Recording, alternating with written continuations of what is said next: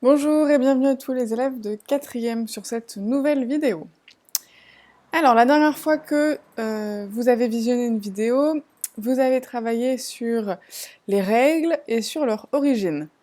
Vous avez dû, grâce à l'activité et à sa correction, mettre en avant le fait que l'écoulement de sang au niveau de la vulve, qui correspond aux règles, provient de la destruction de la muqueuse utérine. Cette destruction a lieu quand l'ovule expulsé n'est pas fécondé. Le début du cycle est marqué par le début des règles.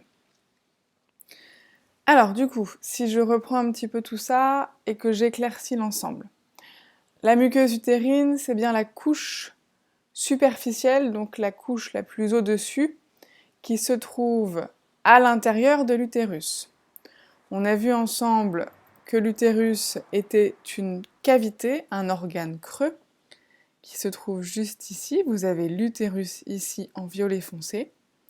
La muqueuse de l'utérus est bien une couche interne, d'accord, superficielle. Donc c'est la couche à l'intérieur qui apparaît en premier, donc c'est la couche rose clair ici.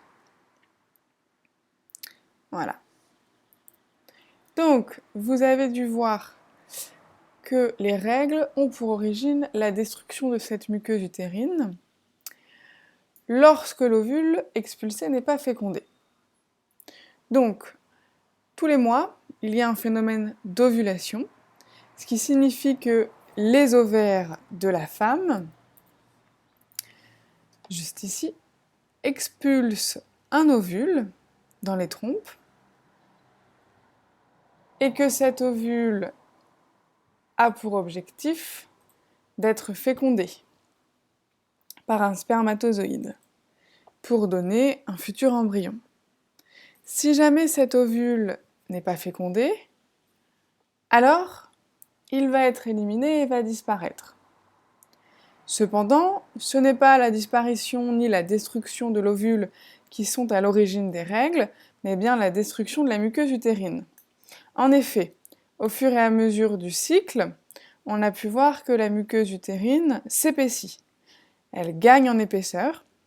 Cet épaississement a pour objectif d'accueillir le futur embryon si jamais il est formé. Donc si l'ovule est fécondé, nous allons former un nouvel embryon et l'objectif de cette muqueuse est de venir accueillir ce nouvel embryon de manière à le nourrir grâce au vaisseau sanguin. Si cet ovule n'est pas fécondé, alors il n'y a pas d'embryon à venir s'accrocher à la muqueuse utérine et de ce fait, la muqueuse n'a plus de raison d'être, elle disparaît, ce sont les règles. Donc les règles proviennent bien d'une destruction de la muqueuse utérine. Et cette destruction a lieu uniquement si l'ovule expulsé n'est pas fécondé. C'est pour cela qu'une femme enceinte n'a pas ses règles, l'ovule expulsé est fécondé, la muqueuse utérine est donc utilisée par l'ovule fécondé, elle a une utilité, elle n'est pas détruite, il n'y a pas de règles. Alors passons aujourd'hui au grand 5, la formation d'un nouvel individu. Le problème qui va nous animer est le suivant. Comment la reproduction mène-t-elle à la naissance d'un nouvel individu? Alors quelques mots de vocabulaire. La fécondation. La fécondation, c'est le moment où le spermatozoïde, qui est la cellule reproductrice mâle, vient s'unir avec l'ovule, qui est la cellule reproductrice femelle. Donc la fécondation, c'est bien l'union entre une cellule reproductrice mâle et une cellule reproductrice femelle. La cellule reproductrice mâle est le spermatozoïde, la cellule reproductrice femelle est l'ovule. Le fœtus correspond à un embryon dont on distingue les organes. À partir du moment où on peut distinguer des organes chez l'embryon, on le nommera alors fœtus.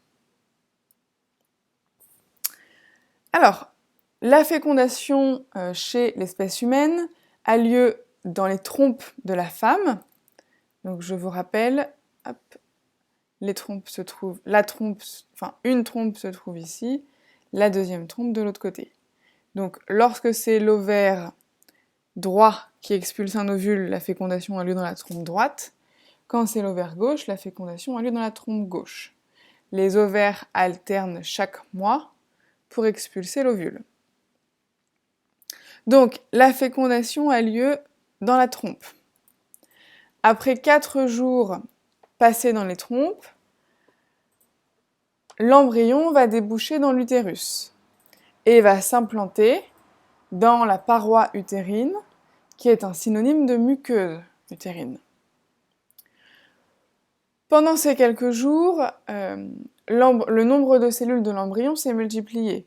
On est bien d'accord qu'initialement, un embryon, c'est une cellule. L'union du spermatozoïde et de l'ovule forme une seule cellule. Et ensuite, cette cellule se multiplie en un nombre infini de cellules pour former l'embryon.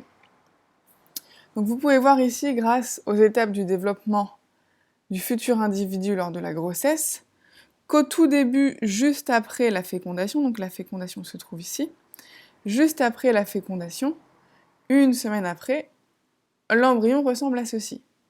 Un ensemble de plusieurs cellules accolées les unes aux autres. Au cours du premier mois, le cœur commence à battre. À la fin du premier mois, on a un début de formation des organes. Et à la fin du deuxième mois, on a une formation complète des organes. L'embryon a donc une forme humaine. On parle alors de fœtus, à la fin du deuxième mois. Voici à quoi ressemble un fœtus. On peut distinguer les bras, les jambes, la tête, une ébauche des yeux, etc. À la fin du troisième mois, le sexe est reconnaissable. On peut donc dire aux parents s'il s'agit d'une fille ou d'un garçon. Au milieu du cinquième mois, la mère commence à ressentir des mouvements. Son fœtus commence à bouger. Et enfin, à la fin du sixième mois, le fœtus est viable, ce qui signifie qu'il peut naître à ce moment-là et survivre. Et enfin, à la fin du 9e mois, naissance.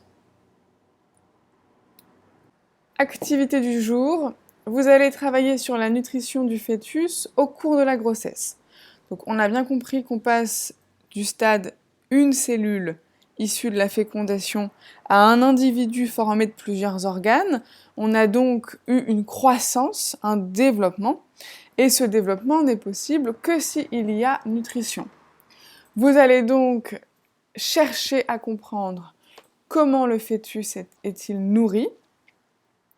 Donc vous allez avoir un ensemble de documents et vous allez devoir m'expliquer le rôle du placenta dans la croissance du fœtus. Pour expliquer le rôle du placenta, j'attends que vous me réalisiez un texte argumenté, donc c'est-à-dire un texte qui étudie les documents comme on a vu ensemble.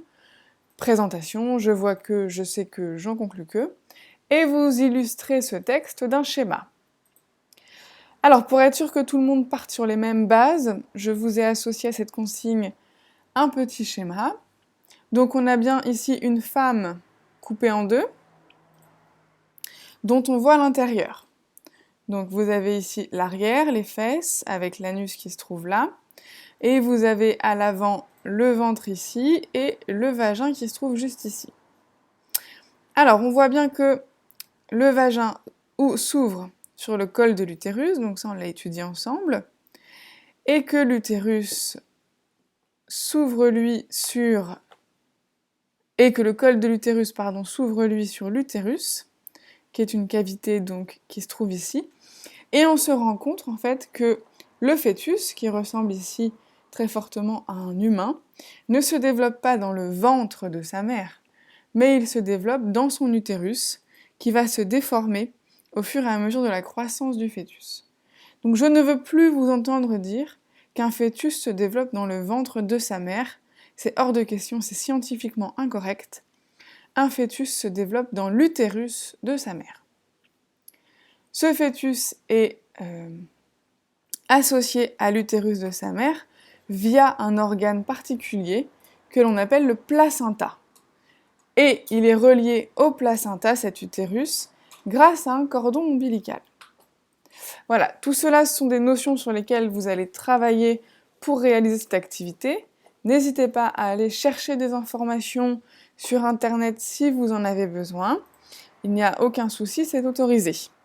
Je vous souhaite bon courage, je vous laisse travailler, à très vite.